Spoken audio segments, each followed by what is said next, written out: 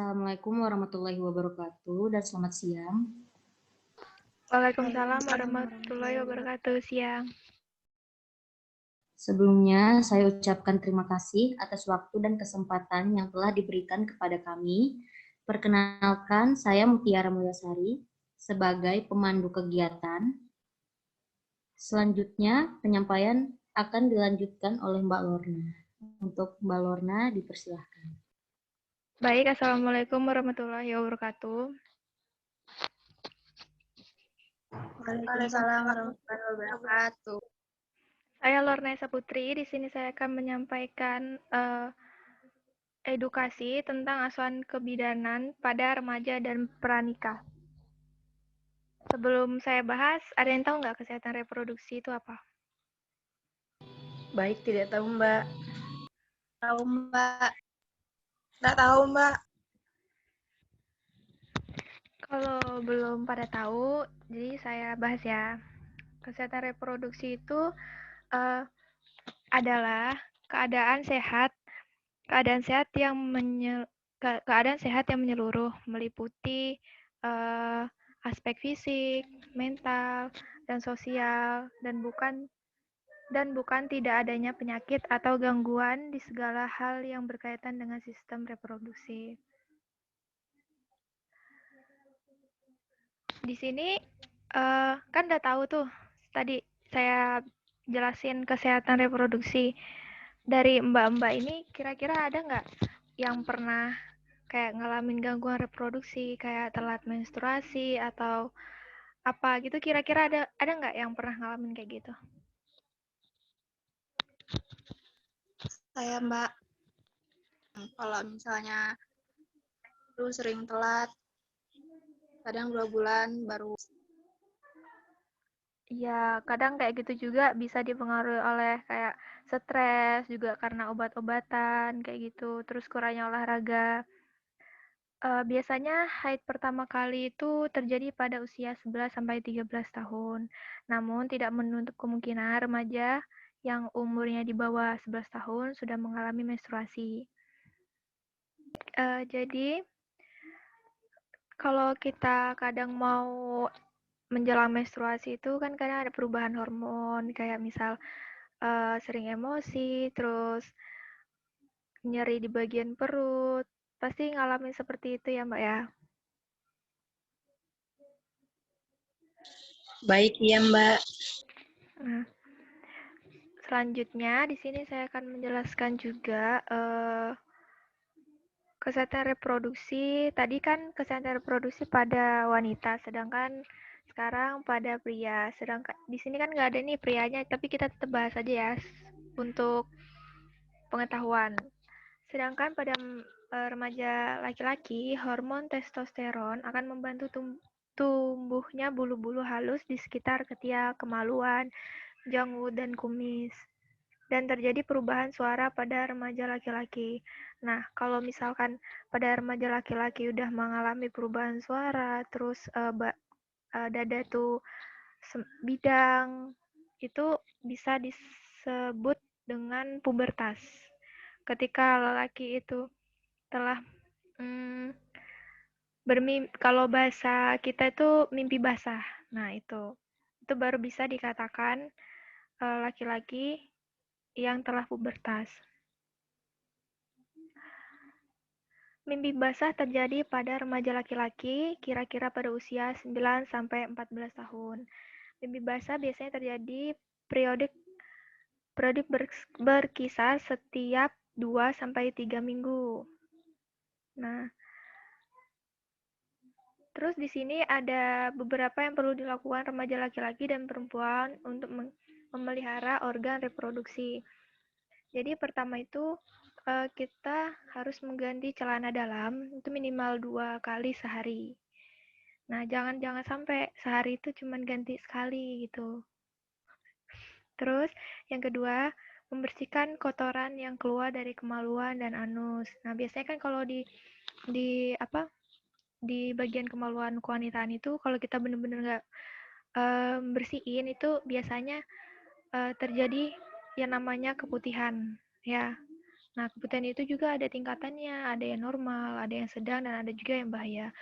Kalau udah yang bahaya itu harus segera konsul ke dokter. Terus ketiga itu ada dan yang ketiga itu tidak menggunakan air kotor untuk membersihkan organ reproduksi. Itu juga salah satu penyebab dari keputihan ya.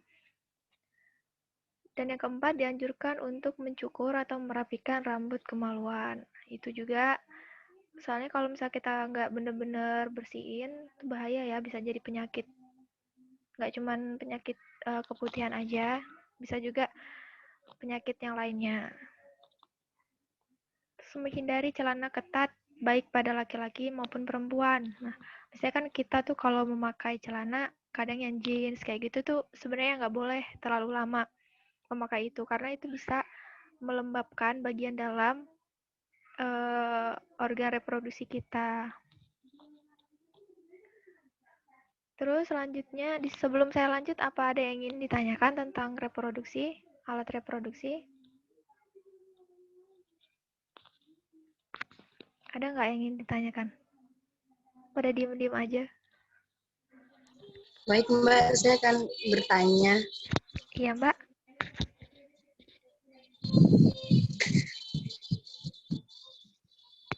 Apakah penyakit keputihan itu sangat berbahaya? Kan saya sudah menjelaskan tadi ya, keputihan itu tuh ada 3 macam. Kalau misalkan keputihan itu normal, dia itu nggak berbau, terutama nggak berbau menyengat. Nah itu normal dan teksturnya juga tuh seperti warnanya nggak putih, dia warnanya bening. Tapi kalau misalkan udah ngerasa keputihannya itu beda dari normal, kayak warnanya putih, terus dia kentalnya itu nggak kental seperti biasanya, berbau kayak gitu, itu yang bahaya Mbak. Baik, terima kasih Mbak atas informasinya. Baik Mbak, sama-sama. Baik, selanjutnya saya lanjut ya. Di sini saya akan menjelaskan pentingnya pengetahuan tentang kontrasepsi bagi remaja. Ada yang tahu nggak nih kontrasepsi itu apa? Pasti nggak ada ya? Yaudah, Nggak tahu Mbak. nggak tahu. Nggak tahu.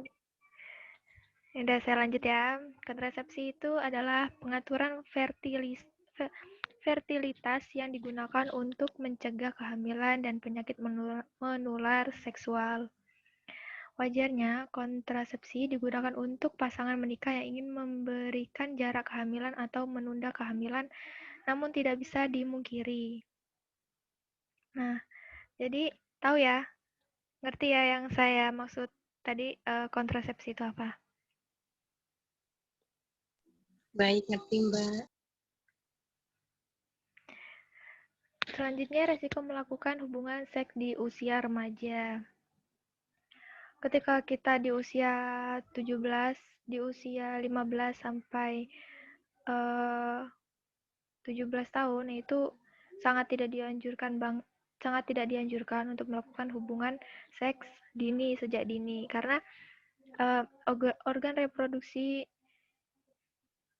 yang berkembang dan mengalami perubahan tentu mengundang rasa penasaran bagi remaja. Kan kadang kalau misalkan kita tuh penasaran, ini kayak mana sih rasanya?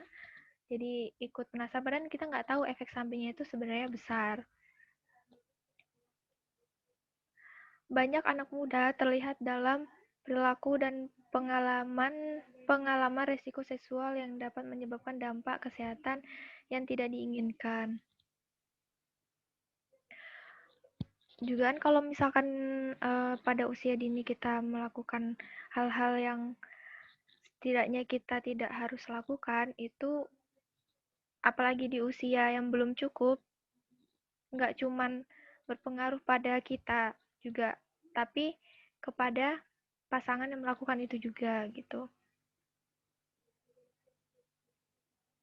Kontrasepsi ini juga dapat memberi, tadi kan sudah dijelaskan juga dapat memberi jangka untuk seseorang itu hamil gitu atau menunda kehamilan, bisa disebut juga menunda kehamilan. Itu ya gunanya dari kontrasepsi itu. Baik, mungkin materinya sepertinya sudah jelas. Sebelum saya akhiri, dari kontrasepsi dan remaja, apakah ada yang ingin ditanyakan lagi?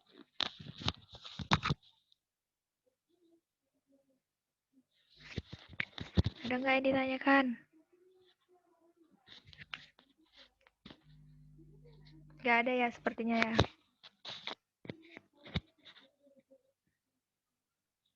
Baik,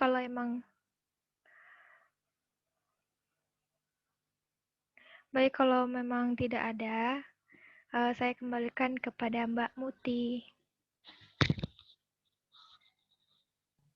Baik, terima kasih Mbak Lorna. Semoga materi yang Mbak Lorna sampaikan bermanfaat bagi kita semua ya. Selanjutnya kita memasuki sesi tanya jawab. Yang ingin bertanya dari materi yang sudah disampaikan, dipersilahkan.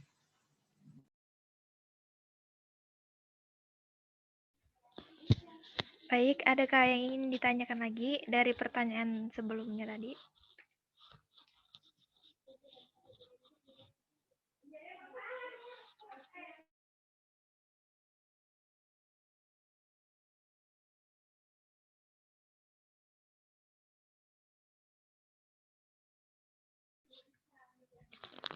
Oh, sudah cukup jelas tadi materinya?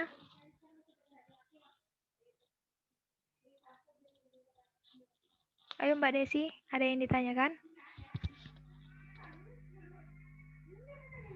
Baik Mbak, saya ingin bertanya, apakah darah haid yang keluar menggumpal itu berbahaya? Baik, saya langsung jawab aja ya. Sebenarnya darah haid itu menggumpal itu kan karena ada tumpukan kan kita itu kenapa kita menstruasi dan keluar darah itu karena sel telur kita tidak dibuahi oleh sel sperma. Nah, jadi di dinding rahim itu ada suatu tumpukan dan tumpukan itu kalau bisa dia meluruh kayak bisa dibilang kita halangan. Nah, kita halangan itu yang di samping dinding rahim itu meluruh itu maksudnya kayak pecah gitu. Nah itu yang bikin kadang kita ngerasa sakit terus keluar yang gumpalan itu kan. Itu tidak berbahaya Mbak, terkecuali kalau misalkan kita tidak sesuai dengan tanggal menstruasi, terus kita menstruasi dan berkepanjangan dalam jangka waktu yang lama dan tidak normal seperti itu. Itu yang bahaya. Tapi kalau misalkan menggumpal dan itu biasanya itu termasuk hal yang normal sih bagi wanita. Mungkin hanya itu Mbak. Apakah jelas? Baik Mbak, terima kasih. Baik.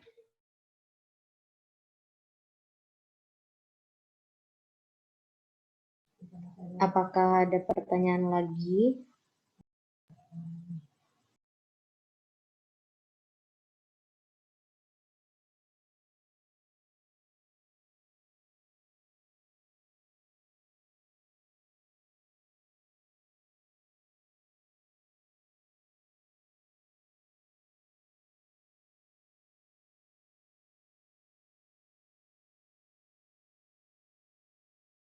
Ayo Mbak Ellen, apakah ada yang ingin ditanyakan lagi? Atau Mbak Andini, silakan. Baik, saya mau bertanya, Mbak. Baik Mbak. Apakah menstruasi yang lebih dari 1 minggu itu berbahaya? Kalau secara medis, menstruasi yang melebihi 1 minggu itu dapat digolongkan dalam kondisi yang disebut menorhagia. Jika terjadi hanya sesekali, menstruasi yang berkepanjangan bukanlah kondisi yang berbahaya.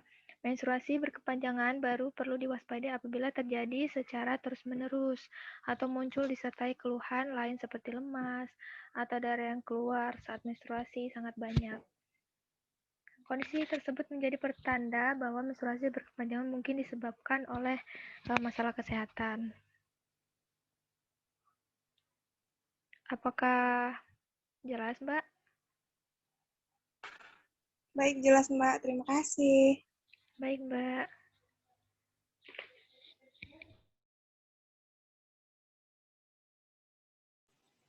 Selanjutnya silahkan jika ada masih mau ingin ditanyakan.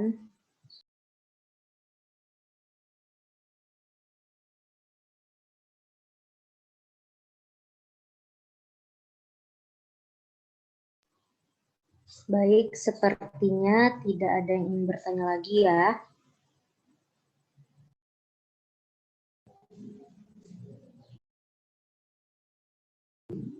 Karena sudah tidak ada lagi, jadi saya tutup kegiatan kita pada siang ini. Sekian dari kami, kurang lebihnya mohon dimaafkan. Wassalamualaikum warahmatullahi wabarakatuh. Waalaikumsalam Waalaikumsalam warahmatullahi wabarakatuh.